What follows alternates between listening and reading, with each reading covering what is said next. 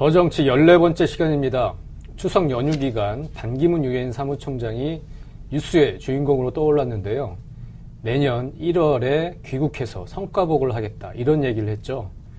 링에 오를 시간이 점점 다가오고 있는 대선 후보 반기문의 경쟁력을 짚어보도록 하겠습니다. 추석 연휴 기간인 9월 15일 방미 중이었던 정세균 국회의장과 3당 원내대표들이 뉴욕의 유엔 본부에서 반기문 총장을 만났습니다.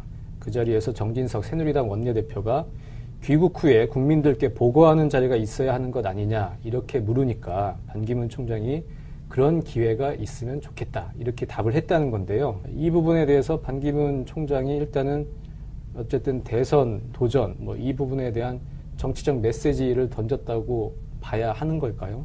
어떻게 보십니까? 반기문 사무총장이 전문 외교관입니다. 1970년에 웰시 합격해가지고 그때부터 외교관 생활했으니까 46년 외교관 생활했는데 외교관들이 말을 이렇게 상당히 들어도 그만 안 들어도 그만 이렇게 아주 중립적인 표현을 쓰는데 아무리 이제 그 정진석 원내대표가 던진 말에 대한 그냥 의례적인 답변이지만 그것이 미칠 여러 정치적 해석을 모를 리가 없죠. 네. 그렇다면 굉장히 자기 뜻을 내비친 거라고 봐야 될 것 같고 특히 이제 귀국 시기에 대해서도 1월 대충 1월도 아니고 1월 중순 이전 될 것 같다 이렇게 네. 꼭 찍어서 얘기하는 걸로 봐서는 상당히 머릿속에는 어떤 스케줄을 가지고 있는 걸 아주 스스럼 없이 내비친 거라고 봐야 될 것 같습니다. 네. 외교관들의 말 한마디 한마디는 사실은 정치인들보다도 더 신중하고 그렇죠. 또 더 정치적인 측면이 있습니다. 그래서 저는 이 정진석 원내대표가 같은 충청도 사람이니까 반기문 총장하고 사전에 이렇게 물어보면 이렇게 답변을 짜고 치는 하시라고 이렇게 각본을 갖고 있었던 것이 아닌가 이렇게 이제 의심도 좀 해봤는데요. 꼭 그렇지는 않더라도 1월 중순 이전이라는 시점은 반기문 총장이 머릿속에 갖고 있었던 그런 시간표인 것 같고요. 그 다음에 이제 국민들한테 보고하는 기회 이거는 반기문 총장이 머릿속에 갖고 있었는데 그 부분을 정진석 원내대표가 콕 바늘로 찔러준 그런 효과가 있었던 것 같습니다. 기자 출신이라 다른 건가요? 그렇죠. 귀국 이후에 정진석 원내대표가 당 최고위원회의 할 때 금의 환영이라는 단어를 썼습니다. 네. 반기문 총장이 금의 환영하는 기회를 가졌으면 좋겠다. 이렇게 얘기한 걸 보니까 정치적인 어떤 해석까지도 포괄해서 봐야 되는 거거든요. 그러니까 반기문 총장한테 충분히 그런 의도가 있었다고 봐야 될 것 같습니다. 사실상 이제 꽃가마를 준비해 놓고 있겠다. 이렇게 읽히기도 하는 부분이기도 한데요. 일단 반기문 유엔 사무총장, 대세론, 대망론 이렇게 얘기가 나오고 있는데 이런 근거는 이제 여론조사죠. 작년 추석의 여론조사, 1년 전 여론조사입니다. SBS 여론조사를 보면 반기문 총장이 21.1%로 1위를 차지했고요. 올해도 마찬가지로 올해 추석 여론조사에서도 같은 SBS 여론조사를 보면 반기문 21.5, 문재인 14.8, 안철수 6.9, 박원순 4.5 이렇게 나오고 있습니다. 1년이 지났지만 20%, 다른 여론조사를 보면 한 25%까지도 나오고요. 안정적으로 국민 한 5명 중에 1명 꼴은 반기문이 대통령이 됐으면 좋겠다. 이런 답변이 굉장히 꾸준히 나오고 있습니다. 그 대세론의 근거가 이제 여론조사이기도 한데 반기문 총장은 왜 여론조사에서 계속 1위를 달리는 걸까요? 기존 정치권에 대한 불신 이렇게 봐야 할까요? 이제 복합적으로 봐야 될 것 같은데요. 일단 유명한 사람이라는 인지도가 앞선다는 것이 아마 가장 큰 요인일 겁니다. 네. 그다음에 지금 여권 안에 뚜렷한 주자가 지금 보이지 않는다.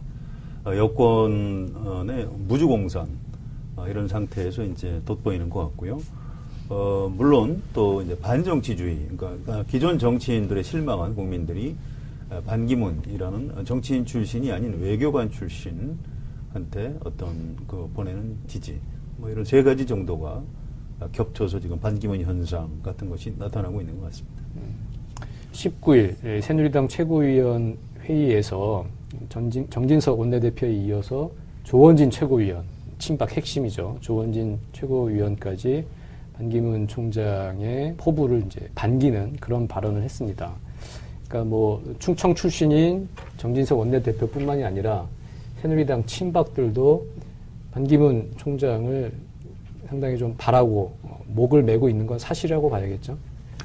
반기문 유엔 사무총장, 유엔에서 미국에서 이제 열심히 일하고 계신 분을 국내 정치로 끌어들여서 대권 주자에 끼워넣기 시작한 게 친박이었어요. 네, 그러니까 네. 재작년 김무성 새누리당 대표가 이제 당대표로 있으면서 뭔가 좀 대권 주자 1위, 여권 주자 1위 막 달리고 있을 때 네.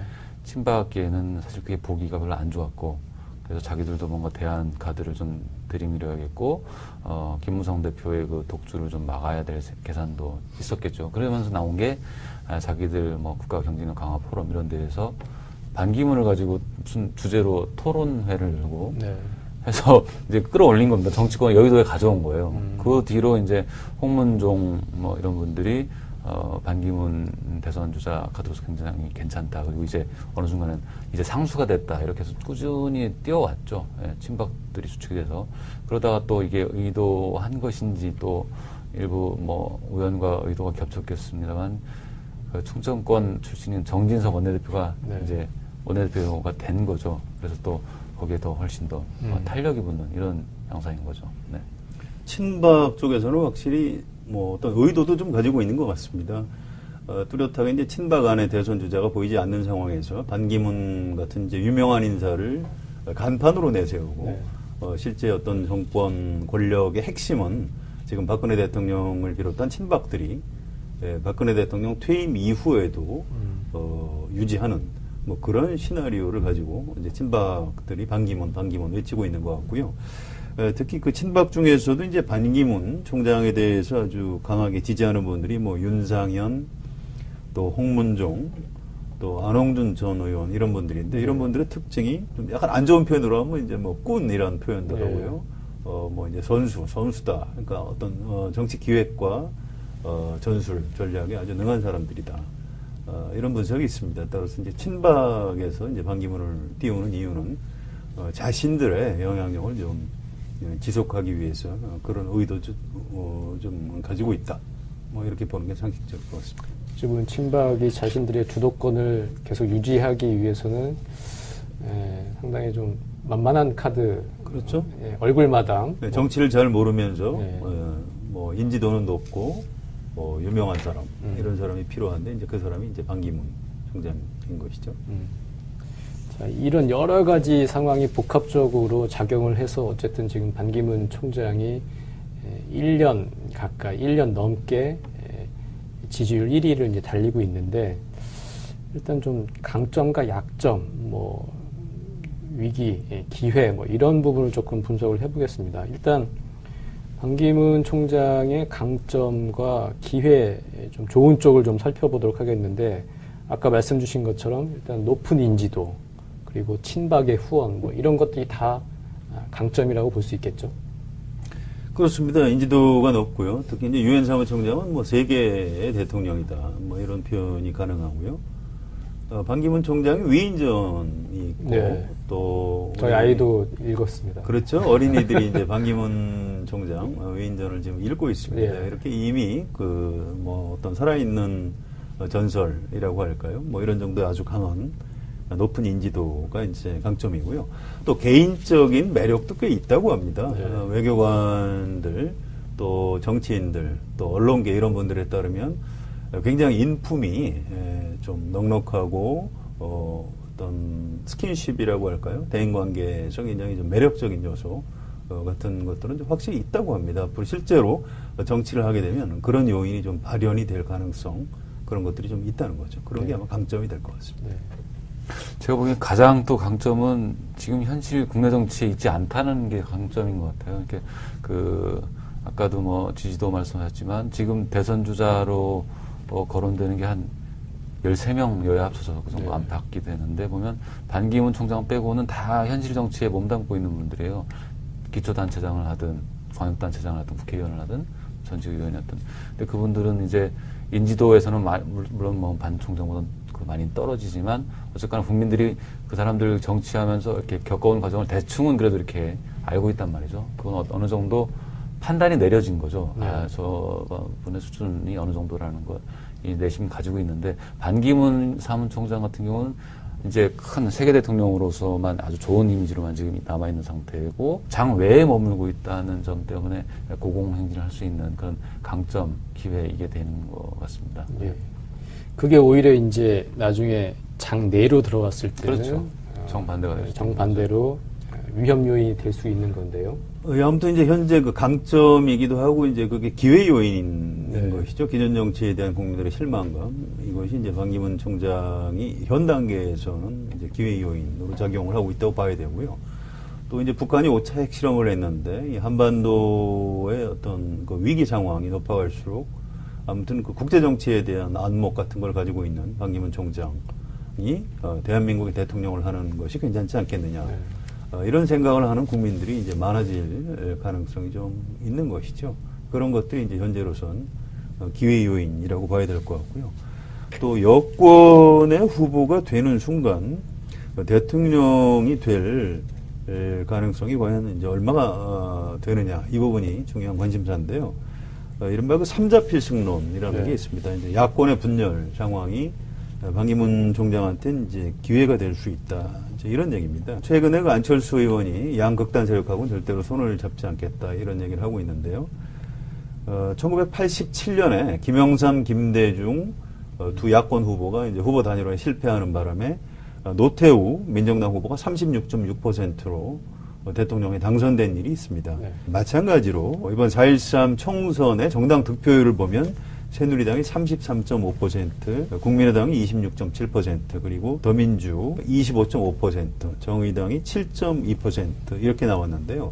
만약에 반기문, 문재인, 안철수, 또 정의당 후보 이렇게 네 사람이 대선 후보로 나온다면 야권 후보가 이제 표를 갈라치고 반기문, 새누리당 후보가 대통령에 당선될 그럴 가능성이 있는 거죠. 아무튼 이 야권의 분열, 이게 또 이제 반기문 총장한테는 기회 요인이 될 수도 있을 것 같습니다.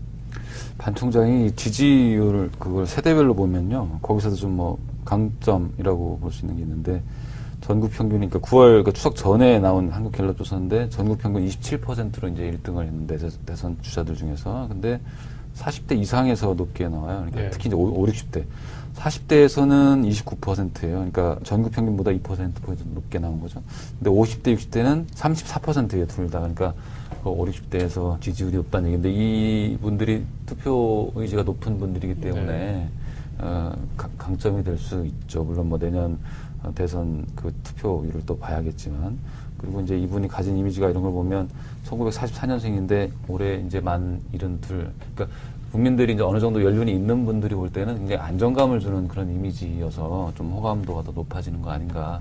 여튼 간에 좀 고령층의 지지를 받고 있는 게 또 장점이 될 수도 있을 것 같습니다. 네. 지역 요인도 좀 봐야 될 것 같은데요. 권역별로 보면 확실히 대구, 경북에서 그렇죠. 좀 높은 지지를 받고 있습니다. 이제 무슨 얘기냐면 지금 박근혜 대통령과 이제 현 여권 핵심층을 지지하는 이런 유권자층이 이제 반기문 총장을 이제 지지하고 있다고 봐야 되고요. 그래서 과거에 이제 다른 제3 후보하고 좀 달리 현재 여권 지지층의 어떤 든든한 기반을 갖고 있기 때문에 현재 그 반기문 총장의 어떤 그 지지가 그렇게 쉽게 무너지지는 않을 수 있다. 이제 이런 게 또 기회 요인이 될 수 있을 것 같습니다.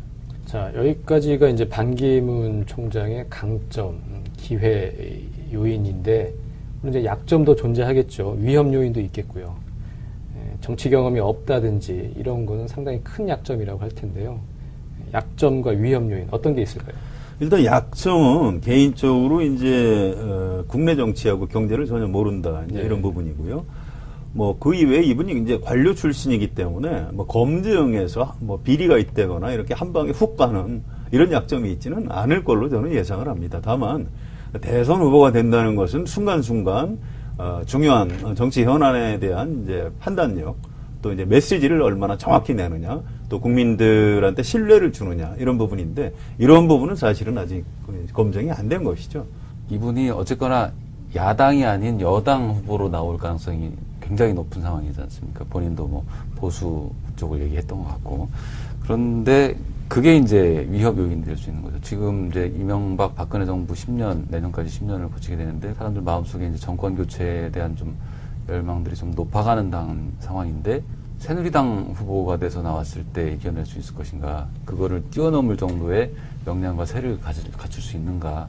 위험 요인 중에 이제 이런 것도 있을 겁니다. 지금 이제 친박 정치인들이 반기문 총장을 대선 후보로 만들려고 하고 있지만, 이분의 지지율이 무너지는 순간, 뭐 친박에서도 가망이 없다 그러면 계속 반기문 대통령 만들기를 할 이유가 없는 것입니다. 친박의 어떤 정치적인 목적은 자신들의 영향력을 유지하는 것이지 반기문 대통령을 만드는 건 아니거든요. 그래서 어떤 반기문 대세론 같은 것이 이제 흔들리는 순간 친박들이 순식간에 빠져나갈 가능성이 있다, 이런 부분이 있고요.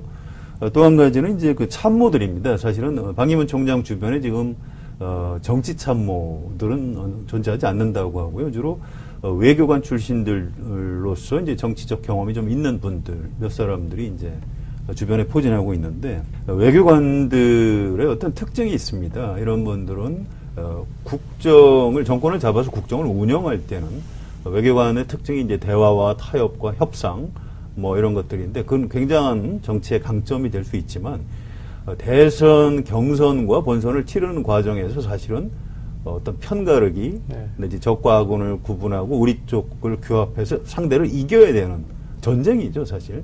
근데 외교관들은 그런 부분은 아주 이제 좀 무능하다는, 협상에 능한 사람들이. 그렇죠. 그래서 지금 그 참모들을 데리고 과연 대선 후보 경선 또는 본선을 치를 수 있겠느냐, 이제 이런 회의론 같은 것이 있습니다. 또 한 가지는 아주 좀 결정적인 부분일 수도 있는데요. 반기문 총장이 과연 지금 대통령을 하고 싶은 생각은 있을 겁니다. 그런데 실제로 출마 결심을 할 수 있을 것인가? 그건 좀 다른 차원의 문제라고 합니다. 유엔 사무총장으로서 10년 동안 쌓은 명망과 업적이 있습니다. 대통령 선거에 출마하지 않으면 전직 총장으로서 전 세계를 돌아다니면서 또 봉사도 하고 뭐 강연도 하고 여러 가지 인생 말년에 할 수 있는 일이 굉장히 많이 있는데, 대선에 나갔다가 지게 되면, 경선에서 떨어지거나 본선에서 떨어져서 망신을 당하게 되면 유엔 사무총장 10년의 업적을 일거에 다 날려버릴 엄청난 이제 위험이 있는 것이고요. 또 혹시 만약에 대통령이 당선이 된다고 하더라도 과연 우리나라 역대 대통령 중에 성공했다 이렇게 평가받는 사람이 있나요? 다 실패했다고 평가를 받는데, 과연 반기문이 개인적으로 그런 대통령이 당선되지 않으면 물론 이제 가장 크게 망하는 것이고, 대통령이 당선이 돼도 뭐 유엔 사무총장 10년 동안 쌓은 업적에다가 뭐 잘해야 이제 본전 정도 챙길 수 있는 이 대통령을 과연 실제로 출마를 할 것인지, 이건 좀 계산을 해봐야 되는 그런 측면이 좀 있다고 합니다. 유엔에서도 유엔 사무총장은 퇴임 후에 자국으로 돌아가서 공직을 맡지 않도록 이제 권고를 하고 있는데, 그렇죠. 이런 부분을 다 감안을 해보면 반기문이라는 사람이 사무총장직을 마치고 대통령직에 도전하는 것 자체가 상당히 위험한 일일 수 있겠다, 그런 생각이 드는 것도 사실이네요. 그 예전 사례를 보면 비정치인으로서 지지율 1위를 달렸던 사람들이 있습니다. 2006년에 고건 전 총리가 있었고, 2012년에 이제 안철수 당시 교수였죠. 예. 근데 이들은 이제 모두 실패를 했죠. 비정치인이 대통령이 되기엔 상당히 좀 어렵다는 게 우리가 알고 있는 상식인데, 비정치인 대선 주자 1위 반기문, 고건, 안철수와는 어떤 좀 차이가 있을까요? 여권 주류에서 밀고 있다는 거죠. 그러니까 특히 이제 친박들이 이제 서로 모셔오려고 하고 있으니까, 그 얘기는 박근혜 대통령도 굉장히 호감을 가지고 보고 있는 걸로 강하게 추정할 수밖에 없죠. 여당 전체가 받아들일, 지금 이제 물론 소수 비박 제외하고는요. 네. 그렇게 채비가 되어 있기 때문에 그건 굉장한 큰 차이라고 봐야죠. 반정치주의라는 이제 공통점은 있는데요. 과거 이제 고건 총리 같은 경우는 이제 행정의 달인 이렇게 불렸고요. 안철수 의원은 뭐 그 당시에는 이제 착한 기업인, 착한 CEO 이제 이런 이미지가 있었습니다. 근데 지금 반기문 총장은 이제 노련한 외교관 이런 이미지를 갖고 있으면서 동시에 친박 지지층에 의해서 받쳐지고 있다는 뭐 그 부분이 이제 가장 큰 강점인 동시에 사실은 또 한계이기도 한 것이죠. 그리고 지금 또 나오는 것이 반기문을 중심으로 한 충청 대망론, 이런 얘기가 나오고 있습니다. 그동안 계속 영남에서 대통령이 나왔기 때문에 또 영남이냐, 이번에는 충청, 영남이 아닌 곳에서 대통령이 나와야 되는 거 아니냐, 이런 얘기도 있고, 친박에서 구상하고 있는 것은 TK 충청 연합 논일 텐데요. 이런 그 충청 대망론과 지역 연합론, 이런 게 조금 2017년 대선에서 파괴력이 있는 그런 구상일까요? 이 충청권은 굉장히 좀 독특한 정서가 있는데요. 영남이나 호남하고는 좀 다른 면이 있다고 봐야 될 겁니다. 사실은 역대 충청 출신 정치인들을 충청 유권자들이 압도적으로 지지한 적이 거의 없습니다. 예. 이제 영호남하고 좀 이제 그 부분에 이제 차이가 있는 것인데요. 오히려 충청 후보를 강조함으로써 반기문 총장이 수도권하고 영호남의 어떤 중도층을 흡수하는데 장애 요인이 될 수도 있다고 봅니다. 지금 반기문 총장이 조심해야 될 게 이제 세 가지가 있다, 이런 얘기가 있는데요. 첫째, 친박 후보로 나서서는 안 된다. 또 한 가지는 외교관들에 둘러싸여서는 안 된다. 뭐 이런 게 있고요. 또 이제 마지막으로 가장 중요한 게 충청 대망론으로는 대통령이 될 수 없다. 이런 세 가지 포인트가 있습니다. 그 중에서 충청 대망론만으로 또는 충청 대망론을 앞세워서 대통령이 되는 것은 아마 오히려 장애 요인이 될 가능성이 높다. 이런 분석들이 많이 있는 것 같습니다. 대체로 말씀하신 것처럼 뭐 충청도가 어떤 똘똘 뭉쳐가지고 밀어주고 뭐 이런 좀 성향은 아닌 것 같아요. 그렇기 때문에 그런 점을 봐서라도 저도 역시 충청 대망론, 이 네이밍을 해서 가져가는 거는 반기문 총장 본인도 그렇게 원하지 않을 것 같고, 새누리당 전략가들도 그렇게 구사하지는 않을 거고, 오히려 이제 뭐 최근 그쪽에서 나오는 게 이제 비영남이라는 걸로 확장을 시켜버린 거죠. 네. 이번에는 영남에 말고 다른 후보가 해보자. 새누리당이 보면 이제 지지세가 강한 곳으로부터 순서 보면 TK 강원, 뭐 PK, 그리고 충청, 수도권, 호남 이런 순서일 거예요. 오히려 그러면은 이쪽 충청부터 중부를 놓고 이제 호남, 수도권, 뭐 강원 이렇게 해서 넓혀가는 전략을 써야지. 그러자면 충청이라는 네이밍을 갖추고서는 안 될 것 같고, 그러니까 비영남 후보로 하든지 해서 확장해 나가는 그런 전략을 써야 하지 않을까 싶습니다. 네. 지금 반기문 총장이 사실상 새누리당 대선 후보로의 입성을 이제 준비를 하고 있고, 더불어민주당에서는 이해찬 전 총리가 어렵게 이제 복당을 눈앞에 두고 있습니다. 어찌 보면 이제 중원 싸움이라고도 할 수 있을 것 같은데요. 내년 1월 반기문 유엔 사무총장이 링에 올라왔을 때 과연 중원 결투를 놓고 각 당이 어떤 대결을 펼칠지, 그리고 반기문 사무총장은 실제로 정치의 링에 올라와서 그 혹독한 검증을 다 이겨내고 새누리당 대선 주자가 될 수 있을지 관심 있게 지켜봐야 할 것 같습니다. 더 정치 14번째 시간, 오늘은 여기까지입니다. 감사합니다.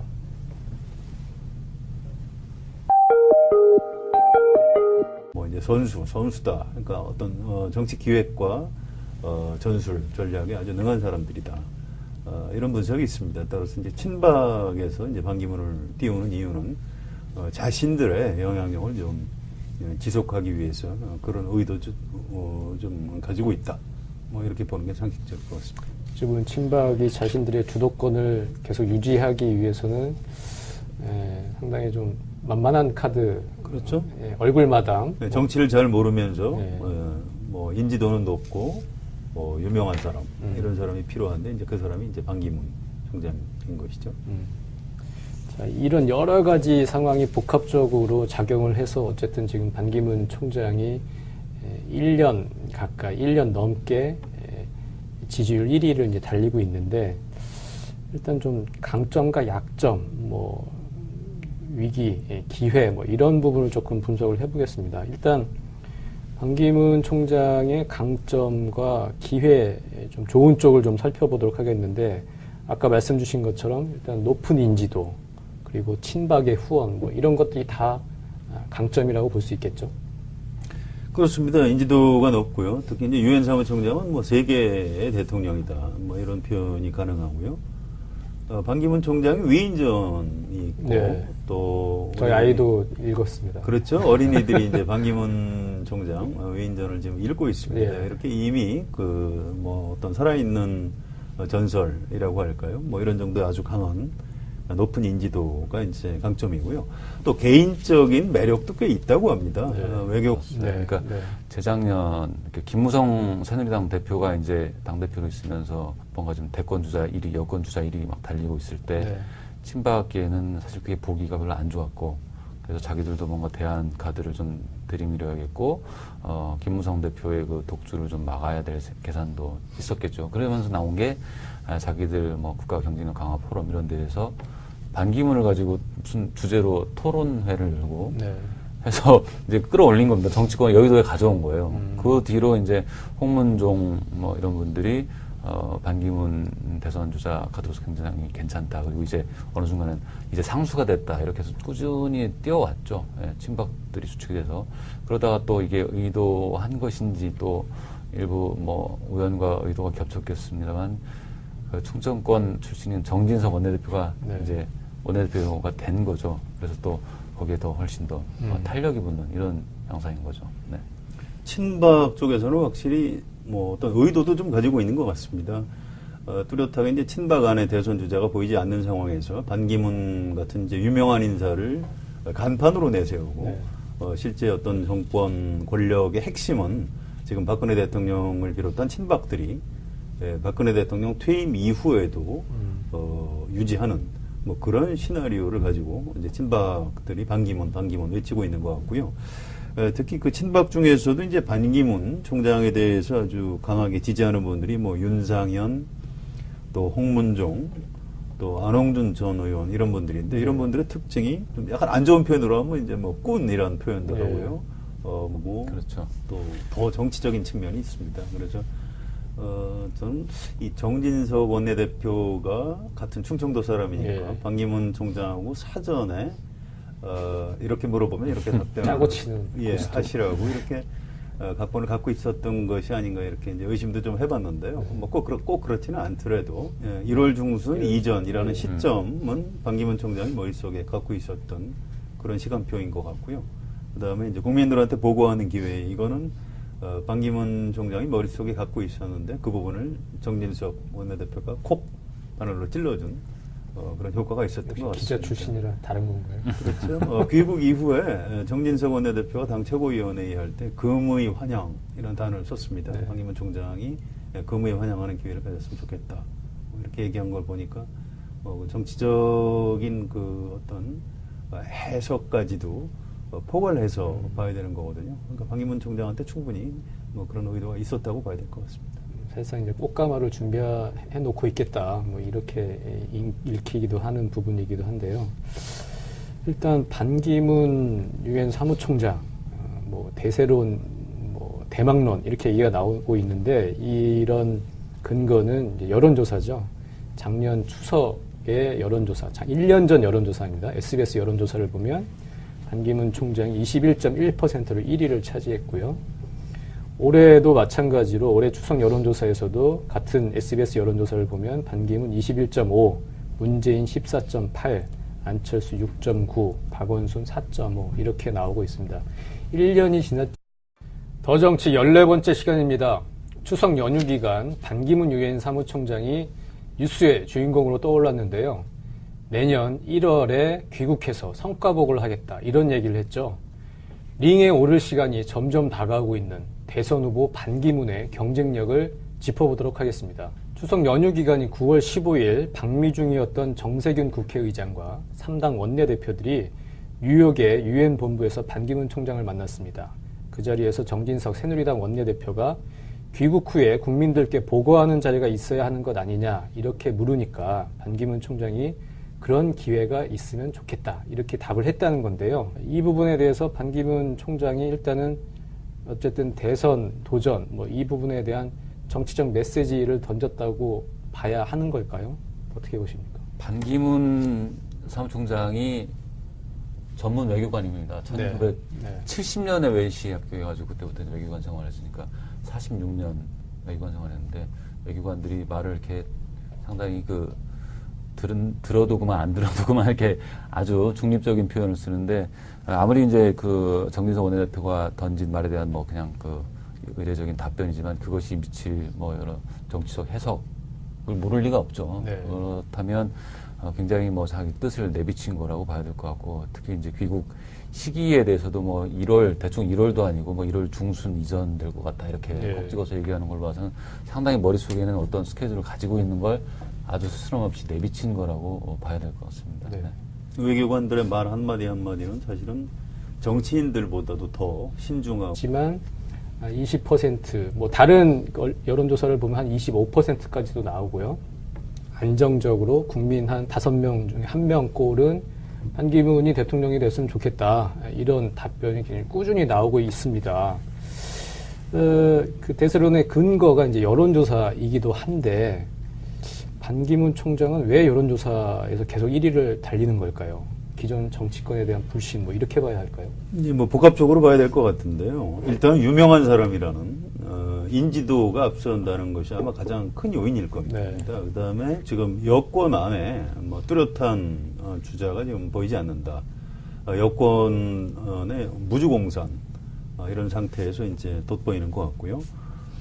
물론 또 이제 반정치주의, 그러니까 기존 정치인들의 실망한 국민들이 반기문이라는 정치인 출신이 아닌 외교관 출신한테 어떤 그 보내는 지지, 뭐 이런 3가지 정도가 겹쳐서 지금 반기문 현상 같은 것이 나타나고 있는 것 같습니다. 19일 새누리당 최고위원 회의에서 정진석 원내대표에 이어서 조원진 최고위원, 친박 핵심이죠. 조원진 최고위원까지 반기문 총장의 포부를 이제 반기는 그런 발언을 했습니다. 그러니까 뭐 충청 출신인 정진석 원내대표뿐만이 아니라 새누리당 친박들도 반기문 총장을 상당히 좀 바라고 목을 메고 있는 건 사실이라고 봐야겠죠. 반기문 유엔 사무총장, 유엔에서 미국에서 이제 열심히 일하고 계신 분을 국내 정치로 끌어들여서 대권 주자에 끼워넣기 시작한 게 친박이요. 더 정치 14번째 시간입니다. 추석 연휴 기간 반기문 유엔 사무총장이 뉴스의 주인공으로 떠올랐는데요. 내년 1월에 귀국해서 성과복을 하겠다, 이런 얘기를 했죠.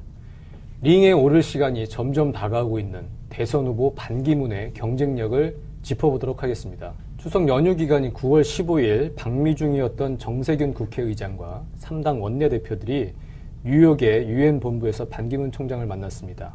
그 자리에서 정진석 새누리당 원내대표가 귀국 후에 국민들께 보고하는 자리가 있어야 하는 것 아니냐, 이렇게 물으니까 반기문 총장이 그런 기회가 있으면 좋겠다, 이렇게 답을 했다는 건데요. 이 부분에 대해서 반기문 총장이 일단은 어쨌든 대선 도전, 뭐 이 부분에 대한 정치적 메시지를 던졌다고 봐야 하는 걸까요? 어떻게 보십니까? 반기문 사무총장이 전문 외교관입니다. 1970년에 웨이시 합격해가지고 그때부터 외교관 생활했으니까 46년 외교관 생활했는데, 외교관들이 말을 이렇게 상당히 들어도 그만 안 들어도 그만 이렇게 아주 중립적인 표현을 쓰는데, 아무리 이제 그 정진석 원내대표가 던진 말에 대한 뭐 그냥 그 의례적인 답변이지만 그것이 미칠 뭐 여러 정치적 해석을 모를 리가 없죠. 네. 그렇다면 굉장히 뭐 자기 뜻을 내비친 거라고 봐야 될 것 같고, 특히 이제 귀국 시기에 대해서도 뭐 1월, 대충 1월도 아니고 뭐 1월 중순 이전 될 것 같다, 이렇게 네. 콕 찍어서 얘기하는 걸 봐서는 상당히 머릿속에는 어떤 스케줄을 가지고 있는 걸 아주 스스럼 없이 내비친 거라고 봐야 될 것 같습니다. 네. 외교관들의 말 한마디 한마디는 사실은 정치인들보다도 더 신중하고, 그렇죠. 또 더 정치적인 측면이 있습니다. 그래서 저는 이 정진석 원내대표가 같은 충청도 사람이니까 예. 반기문 총장하고 사전에 이렇게 물어보면 이렇게 답변을 짜고 치는 하시라고 이렇게 각본을 갖고 있었던 것이 아닌가, 이렇게 이제 의심도 좀 해봤는데요. 뭐 꼭 그렇지는 않더라도 1월 중순 이전이라는 시점은 반기문 총장이 머릿속에 갖고 있었던 그런 시간표인 것 같고요. 그다음에 이제 국민들한테 보고하는 기회, 이거는 반기문 총장이 머릿속에 갖고 있었는데 그 부분을 정진석 원내대표가 콕 바늘로 찔러준 그런 효과가 있었던 것 같습니다. 기자 출신이라 다른 건가요? 그렇죠. 귀국 이후에 정진석 원내대표가 당 최고위원회의 할 때 금의 환영이라는 단어를 썼습니다. 네. 반기문 위험 요인이 될 수 있는 건데요. 아무튼 이제 현재 그 강점이기도 하고 이제 그게 기회 요인인 네. 것이죠. 기존 정치에 대한 국민들의 실망감, 이것이 이제 반기문 총장이 현 단계에서는 이제 기회 요인으로 작용을 하고 있다고 봐야 되고요. 또 이제 북한이 5차 핵실험을 했는데 이 한반도의 어떤 그 위기 상황이 높아갈수록 아무튼 그 국제 정치에 대한 안목 같은 걸 가지고 있는 반기문 총장이 대한민국의 대통령을 하는 것이 괜찮지 않겠느냐. 이런 생각을 하는 국민들이 이제 많아질 가능성이 좀 있는 것이죠. 그런 것들이 이제 현재로선 기회 요인이라고 봐야 될 것 같고요. 또 여권의 후보가 되는 순간 대통령이 될 가능성이 과연 이제 얼마가 되느냐 이 부분이 중요한 관심사인데요. 이른바 그 삼자필승론이라는 게 있습니다. 이제 야권의 분열 상황이 반기문 총장한테 이제 기회가 될 수 있다. 이제 이런 얘기입니다. 최근에 그 안철수 의원이 양극단 세력하고는 절대로 손을 잡지 않겠다 이런 얘기를 하고 있는데요. 1987년에 김영삼, 김대중 두 야권 후보가 이제 후보 단일화에 실패하는 바람에 노태우 민정당 후보가 36.6%로 대통령에 당선된 일이 있습니다. 네. 마찬가지로 이번 4.13 총선의 정당 득표율을 보면 새누리당이 33.5%, 국민의당이 26.7%, 그리고 더민주 25.5%, 정의당이 7.2% 이렇게 나왔는데요. 만약에 반기문, 문재인, 안철수, 또 정의당 후보 이렇게 네 사람이 대선 후보로 나온다면 야권 후보가 이제 표를 갈라치고 반기문 새누리당 후보가 대통령에 당선될 그럴 가능성이 있는 거죠. 아무튼 이 야권의 분열 이게 또 이제 반기문 총장한테는 기회 요인이 될 수도 있을 것 같습니다. 반 총장이 지지율을 그걸 세대별로 보면요, 거기서도 좀 뭐 강점이라고 볼 수 있는 게 있는데. 전국 평균이, 그러니까 9월 그 추석 전에 나온 한국갤럽조사인데 전국 평균 27%로 이제 1등을 했는데 대선 주자들 중에서. 근데 40대 이상에서 높게 나와요. 그러니까 네. 특히 이제 5, 60대. 40대에서는 29%예요. 그러니까 전국 평균보다 2%포인트 높게 나온 거죠. 근데 50대, 60대는 34%예요, 둘 다. 그러니까 그 5, 60대에서 지지율이 높다는 얘기인데 이분들이 투표 의지가 높은 분들이기 때문에 네. 강점이 될 수 있죠. 물론 뭐 내년 이런 여러 가지 상황이 복합적으로 작용을 해서 어쨌든 지금 반기문 총장이 1년 가까이, 1년 넘게 지지율 1위를 이제 달리고 있는데, 일단 좀 강점과 약점, 뭐 위기, 기회, 뭐 이런 부분을 조금 분석을 해보겠습니다. 일단 반기문 총장의 강점과 기회, 좀 좋은 쪽을 좀 살펴보도록 하겠는데, 아까 말씀 주신 것처럼 일단 높은 인지도, 그리고 친박의 후원, 뭐 이런 것들이 다 강점이라고 볼 수 있겠죠. 그렇습니다. 인지도가 높고요. 특히 이제 유엔 사무총장은 뭐 세계의 대통령이다. 뭐 이런 표현이 가능하고요. 반기문 총장이 위인전이 있고 네. 또 저희 아이도 읽었습니다. 그렇죠. 어린이들이 이제 반기문 총장 위인전을 지금 읽고 있습니다. 네. 이렇게 이미 그 뭐 어떤 살아있는 전설이라고 할까요? 뭐 이런 정도의 아주 강한 높은 인지도가 이제 강점이고요. 또 개인적인 매력도 꽤 있다고 합니다. 네. 외교관들, 또 정치인들, 또 언론계 이런 분들에 따르면 굉장히 인품이 좀 넉넉하고 어떤 스킨십이라고 할까요? 대인관계에서 굉장히 좀 매력적인 요소 같은 것들은 확실히 있다고 합니다. 앞으로 실제로 정치를 하게 되면 그런 요인이 좀 발현이 될 가능성, 그런 것들이 좀 있다는 거죠. 그런 게 아마 강점이 될 것 같습니다. 네. 제가 보기엔 가장 또 강점은 지금 현실 국내 정치에 있지 않다는 게 강점인 것 같아요. 이렇게 아까도 뭐 지지도 말씀하셨지만 지금 대선 주자로 거론되는 게 한 13명 여야 합쳐서 그 정도 네. 안팎이 되는데, 보면 반기문 총장 빼고는 다 현실 정치에 몸담고 있는 분들이에요. 기초단체장을 하든 광역단체장을 하든 국회의원을 하든 전직 의원이었든. 근데 그분들은 이제 인지도에서는 물론 뭐 반 총장보다 많이 떨어지지만 어쨌거나 국민들이 그 사람들 정치하면서 이렇게 겪어온 과정을 대충은 그래도 이렇게 알고 있단 말이죠. 그건 어느 정도 판단이 내려진 거죠. 네. 저분의 수준이 어느 정도라는 것, 이 내심 가지고 있는데, 반기문 사무총장 같은 경우는 이제 큰 세계 대통령으로서만 아주 좋은 이미지로만 지금 남아있는 상태고, 장외에 머물고 있다는 점 때문에 고공행진을 할 수 있는 그런 강점, 기회, 이게 되는 것 같습니다. 네. 그게 오히려 이제 나중에 장내로 들어왔을 때는 그렇죠. 정반대가 되죠. 정반대로 총장이 거무에 환영하는 기회를 가졌으면 좋겠다. 이렇게 얘기한 걸 보니까 정치적인 그 어떤 해석까지도 포괄해서 봐야 되는 거거든요. 그러니까 방기문 총장한테 충분히 뭐 그런 의도가 있었다고 봐야 될 것 같습니다. 사실상 이제 꽃가마를 준비해 놓고 있겠다, 뭐 이렇게 읽히기도 하는 부분이기도 한데요. 일단 반기문 유엔 사무총장, 뭐 대세론, 뭐 대망론 이렇게 얘기가 나오고 있는데 이런 근거는 이제 여론조사죠. 작년 추석의 여론조사, 1년 전 여론조사입니다. SBS 여론조사를 보면 반기문 총장이 21.1%로 1위를 차지했고요. 올해도 마찬가지로 올해 추석 여론조사에서도 같은 SBS 여론조사를 보면 반기문 21.5, 문재인 14.8, 안철수 6.9, 박원순 4.5 이렇게 나오고 있습니다. 1년이 지났지만 20%, 뭐 다른 여론조사를 보면 한 25%까지도 나오고요. 안정적으로 국민 한 5명 중에 1명 꼴은 반기문이 대통령이 됐으면 좋겠다. 이런 답변이 굉장히 꾸준히 나오고 있습니다. 그 대세론의 근거가 이제 여론조사이기도 한데 반기문 총장은 왜 여론조사에서 계속 1위를 달리는 걸까요? 기존 정치권에 대한 불신 뭐 이렇게 봐야 할까요? 이제 뭐 복합적으로 봐야 될 것 같은데요. 일단 유명한 사람이라는 인지도가 앞선다는 것이 아마 가장 큰 요인일 겁니다. 네. 그다음에 지금 여권 안에 뭐 뚜렷한 주자가 지금 보이지 않는다. 여권의 무주공산 이런 상태에서 이제 돋보이는 것 같고요. 물론 또 이제 반정치주의, 그러니까 기존 정치인들의 실망한 국민들이 반기문이라는 정치인 출신이 아닌 외교관 출신한테 어떤 그 보내는 지지, 뭐 이런 세 가지 정도가 겹쳐서 지금 반기문 현상 같은 것이 나타나고 있는 것 같습니다. 19일 새누리당 최고위원 회의에서 정진석 원내대표에 이어서 조원진 최고위원, 친박 핵심이죠. 조원진 최고위원까지 반기문 총장의 포부를 이제 반기는 그런 발언을 했습니다. 그러니까 뭐 충청 출신인 정진석 원내대표뿐만이 아니라 새누리당 친박들도 반기문 총장을 상당히 좀 바라고 목을 메고 있는 건 사실이라고 봐야겠죠.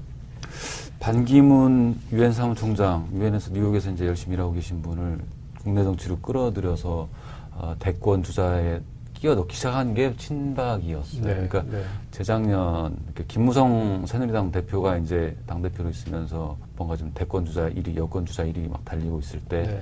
친박계는 사실 그게 보기가 별로 안 좋았고 그래서 자기들도 뭔가 대안 카드를 좀 들이밀어야겠고 김무성 대표의 그 독주를 좀 막아야 될 계산도 있었겠죠. 그러면서 나온 게 자기들 뭐 국가 경제력 강화 포럼 이런 데에서 반기문을 가지고 무슨 주제로 토론회를 열고 네. 해서 이제 끌어올린 겁니다. 정치권 여의도에 가져온 거예요. 그 뒤로 이제 홍문종 뭐 이런 분들이 반기문 대선 주자 카드로서 굉장히 괜찮다. 그리고 이제 어느 순간은 이제 상수가 됐다. 이렇게 해서 꾸준히 뛰어왔죠. 예, 친박들이 수축이 돼서. 그러다가 또 이게 의도한 것인지 또 일부 뭐 우연과 의도가 겹쳤겠습니다만 그 충청권 출신인 정진석 원내대표가 네. 이제 원내대표가 된 거죠. 그래서 또 거기에 더 훨씬 더 탄력이 붙는 이런 양상인 거죠. 네. 친박 쪽에서는 확실히 뭐 어떤 의도도 좀 가지고 있는 것 같습니다.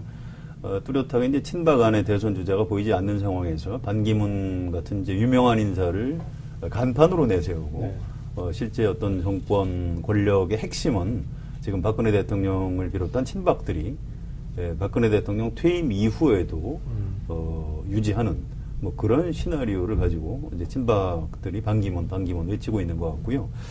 특히 그 친박 중에서도 이제 반기문 총장에 대해서 아주 강하게 지지하는 분들이 뭐 윤상현, 또 홍문종, 또 안홍준 전 의원 이런 분들인데 이런 분들의 특징이 좀 약간 안 좋은 표현으로 하면 이제 뭐 꾼이라는 표현도 네. 하고요. 뭐 이제 선수다. 그러니까 어떤 정치 기획과 전술 전략에 아주 능한 사람들이다. 이런 분석이 있습니다. 따라서 이제 친박에서 이제 반기문을 띄우는 이유는 자신들의 영향력을 좀 지속하기 위해서 그런 의도 좀 가지고 있다. 뭐 이렇게 보는 게 상식적일 것 같습니다. 지금 친박이 자신들의 주도권을 계속 유지하기 위해서는 상당히 좀 만만한 카드. 그렇죠. 얼굴마당. 네, 정치를 잘 모르면서 네. 뭐 인지도는 높고 유명한 사람 이런 사람이 필요한데 이제 그 사람이 이제 반기문 총장인 것이죠.